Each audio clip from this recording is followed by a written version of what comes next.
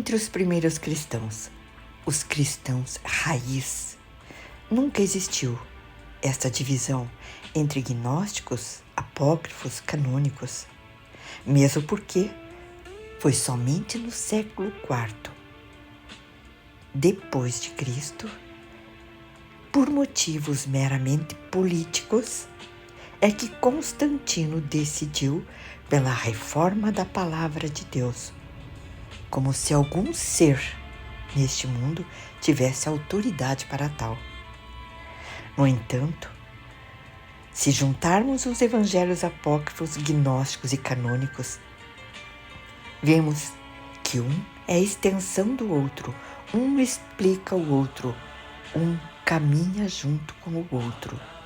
Não há diferença na palavra, há sim uma interpretação diferenciada, mas que é superada pela promessa de Deus de que somos um. Pedro, João, Tomé, André, Paulo pregavam a palavra baseados unicamente na fé judaica.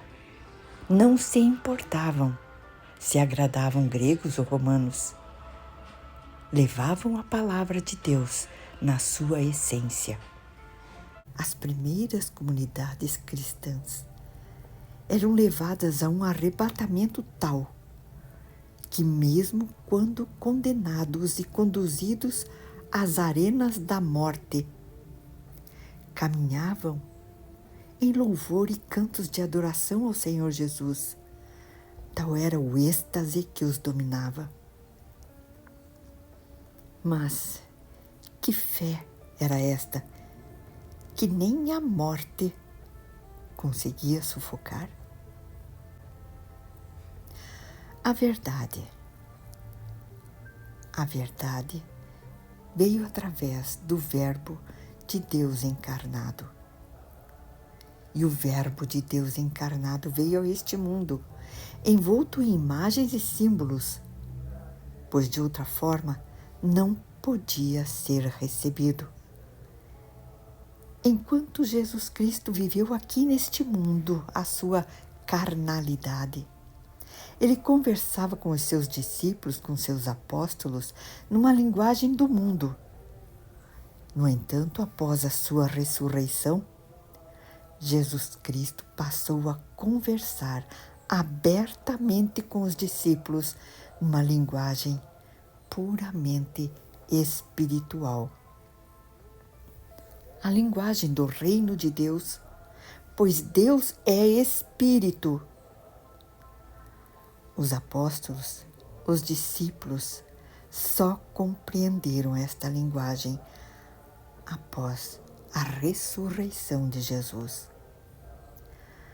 Os ensinamentos pós a ressurreição são chamados gnósticos ou evangelhos apócrifos. Estes são os ensinamentos que os primeiros cristãos receberam dos apóstolos. E neles Jesus Cristo fala claramente: eu sou o todo no tudo. Tu és o templo de Deus e é em ti que habita o Filho do Homem. Ensinava ainda: a imagem deve renascer pela imagem. Olho no lugar de olho, mãos no lugar de mãos, pé no lugar de pé. Imagem numa imagem. É viver nossa vida plenamente unida à vida de Jesus. É enxergar o mundo através dos olhos de Jesus. É construir, estender as mãos com as mãos de Jesus. É caminhar com os passos de Jesus, nossos pés nos pés de Jesus, a nossa imagem na imagem de Jesus, a imagem de Jesus em nossa imagem, tal como Jesus clama ao Pai no Getsemane, no capítulo 17 de João.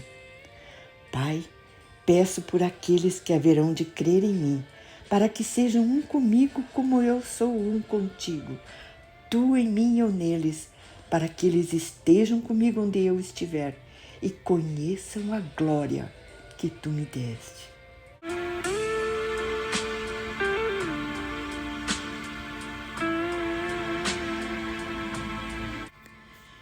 Estes ensinamentos gnósticos nos lembram que Jesus Cristo é a ressurreição e deve habitar em cada célula, em cada átomo, em cada molécula do nosso corpo, esculpindo no homem o Filho do homem e arrancando dele toda a raiz do pecado.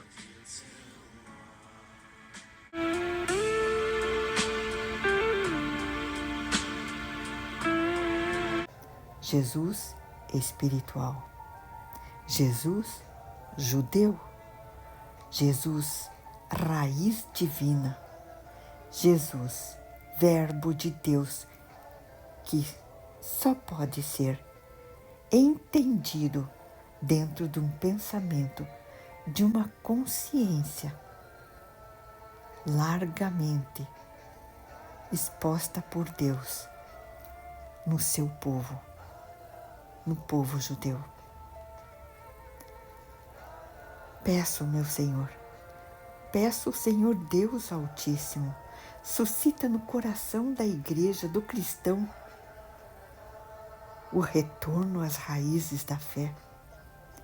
Por mais difícil que seja, limpar este caminho de tantos enganos e de tantos engodos acumulados ao longo destes 2000 anos. Senhor, não dá mais. A humanidade está implodindo na sua falta de espiritualidade, de fé e de Deus. Acode-nos, Senhor, por misericórdia. Amém.